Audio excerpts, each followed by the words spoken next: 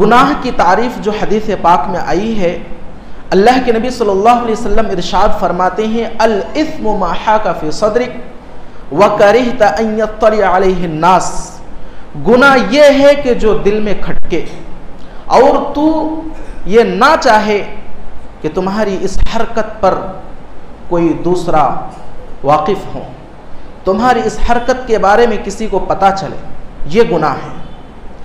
گناہ کی عام تعریف ہے کہ ہر وہ عمل، ہر وہ کام جو اللہ کے حکم اور مرضی کے خلاف ہو۔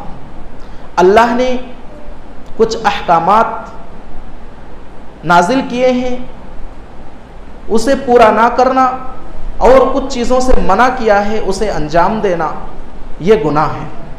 گناہ، خطا، لغزش اور قصور یہ سب ایک معنی میں آتا ہے۔ حاضرین، دنیا کے اندر ہر چیز کا کوئی نہ کوئی اثر ہوتا ہے۔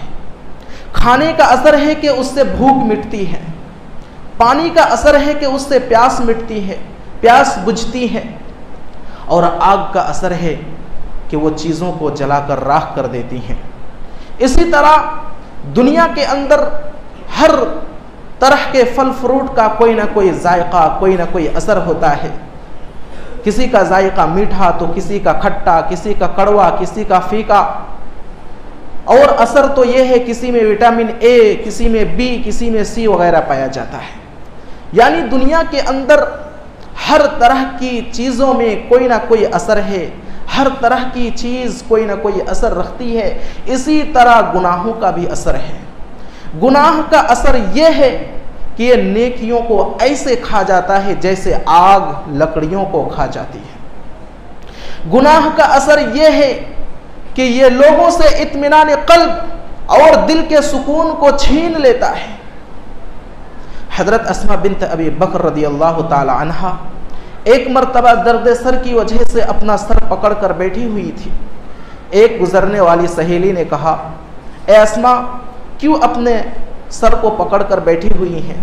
آپ فرماتی ہیں کہ شاید مجھ سے کوئی گناہ ہو گیا، شاید مجھ سے کوئی خطا ہو گئی جس کی وجہ سے میرے سر میں درد ہو رہا ہے۔ سبحان اللہ، یہ ہماری صحابیات ہیں جو حد درجہ گناہوں سے اجتناب کرنے کے باوجود، ہمیشہ گناہوں سے احتیاط برتنے کے باوجود بھی ان کا گناہوں کے بارے میں یہ نظریہ اور اپنے نفس کا یہ محاسبہ کہ شاید مجھ سے کوئی غلطی ہو گئی، کوئی گناہ ہو گیا، کوئی خطا ہو گئی جس کی وجہ سے، جس کے بدلے میں میرے سر میں درد ہو رہا ہے۔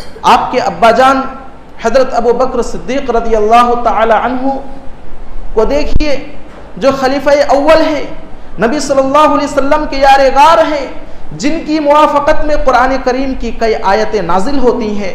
ایک مرتبہ اپنی زبان کو پکڑ کر کھینچ کر سزا دے رہے تھے۔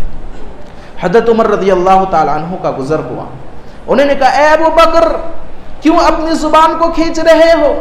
آپ فرماتے، ان ھذا اوردنی الموارد، اس زبان نے مجھے مشکلات میں ڈال دیا ہے۔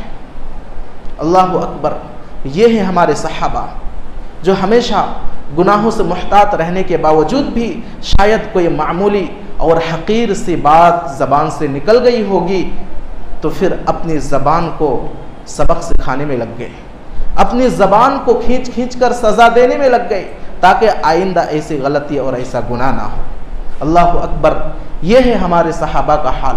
تو اس سے پتہ چلتا ہے کہ ہمیں ہمیشہ اپنے نفس کا محاسبہ کرنا ہے۔